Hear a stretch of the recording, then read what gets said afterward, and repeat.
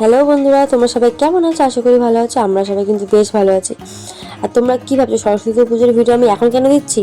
আসলে এই ভিডিওটা আমার কাছে তোলাই ছিল, কিন্তু ঠিকঠাক এডিট করা হয়নি বলে ছাড়া হয়নি।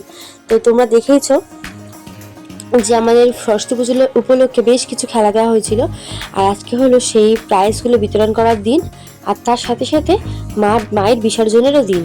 আর প্রাইজ ছোট হোক আর বা বড় হোক, কিন্তু প্রাইজ নেওয়ার একটা আনন্দটাই আলাদা। দেখো আমাদের এই ছোটো ছোটো প্রাইজগুলো কিন্তু সবাই কত আনন্দ করে নিচ্ছে। আর আগের বছর কিন্তু আমি একটা প্রাইজ পেয়েছিলাম, একটা মগ কিন্তু এবছর আমি একটাও প্রাইজ পাইনি, জানো। খেলাটা সব বৃথা হয়ে গেছে। আমার মনে তেমন কোনো দুঃখ নেই, কারণ কি ঘরে একজন হলেও প্রাইজ এনেছে, সেটা হচ্ছে আমাদের দীপু। ও কিন্তু একটা টিফিন বক্স পেয়েছে। তো সবাই প্রাইজ বিতরণ বেশ হয়েই গেল। আমাদের কমিটির মেম্বার মিলেই সব প্রাইজগুলো দিয়ে দিয়েছিল আর কি। প্রাইজ বিতরণের পরে তারপরে জোরদার নাচের আনন্দ। দেখো আমার ছেলের কিন্তু নাচের কোনো শেষ নেই, একদম নাগিন ডান্স শুরু করে দিয়েছে। আসলে প্রথম দিকে একটু নাচতেও লজ্জা পাচ্ছিল, তারপর নাচতে শুরু করেছে, ওকে থামাইকে। কিন্তু তারপর পাড়ার বউরাও বেশ ভালোই নাচছিল, বেশ ভালোই মজা করছিল। পাড়ায় একটু ছোটোখাটো পুজো হলে বেশ এরকম ভালোই লাগে, আনন্দও লাগে। তারপর তো বিদায়বেলা শুরু, মায়ের বিসর্জনের সময় আগত। সবাই মিলে আনন্দ করে হৈ হৈ করে মায়ের বিসর্জন দিতে গেছে। ঠাকুর ওঠার হাজার আনন্দের মধ্যেও যখন এই বিসর্জনের সময়টা আসে, তখন কিন্তু সবার মনটাই খারাপ হয়ে যায়।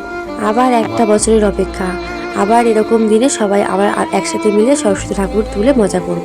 রাত অনেক হয়ে যাওয়াতে আমি আর যেতে পারিনি, আর গেলে হতো না জানো তো। কারণ হচ্ছে আমার কিয়ানের আবার ঠান্ডা লেগে যাবে, এমনিতেই ঠান্ডা লেগেছিল, আরোই ঠান্ডা লেগে যাবে, ওই জন্য আর যায়নি। কিন্তু ও গেছিল, দাদাভাই, দুই ভাই মিলে গেছিল। দাদাভাই আবার ঠাকুরের কাঁদও দিয়েছে, এটা কিন্তু খুব ভালো পুণ্যের কাজ। তাই আমিও ওকে বলছিলাম যে তুমি একটু ঠাকুরকে কাঁধ দিতে পারো নি, কাঁধে করে মাকে একটু বিসর্জন দিয়ে আসতে পারো নি।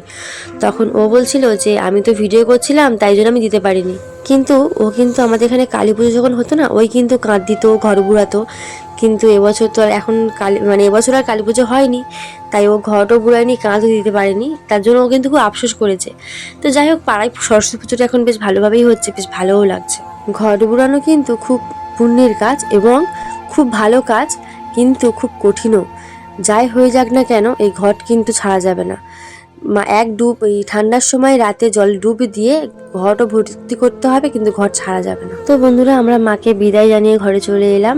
আবার একটা বছরের অপেক্ষা, মাকে আবার কবে বাড়িতে আনতে পারবো। তো আজকের ভিডিওটা এতটুকু। যদি কিছু ভালো লেগে থাকে অবশ্যই লাইক, কমেন্ট, সাবস্ক্রাইব।